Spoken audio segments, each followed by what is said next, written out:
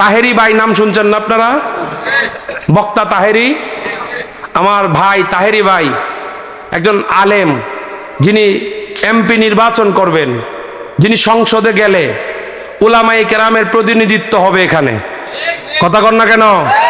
কোন দল থেকে যাচ্ছে এটা আমি বলতেছি না, আমি বলতেছি তাহেরি ভাই তিনি যদি সংসদে যায় সেখানে অন্তত গিয়ে তো কোরআন সুন্নাহর দুই একটা কথা বলার চেষ্টা করবে, ঠিক কিনা বলো?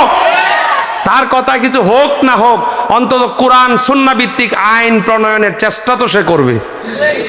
অন্যান্য উলামায়ে কেরাম গেলেও লাভ। মারহাবা বলেন। আমরা চাই উলামায়ে কেরাম জাতীয় পর্যায়ে ভূমিকা রাখুক। আপনারা চান না এটা?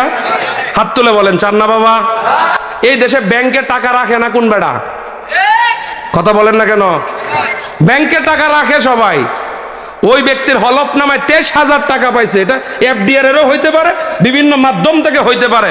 এখন তার দুষ্টা কি জানেন? সে তো আলেম, এইটা নিয়ে সব জায়গায় কভারেজ করছে, এই যে উনি তো ব্যাংকের সুদের সাথে জড়িত। কথা বলেন না কেন?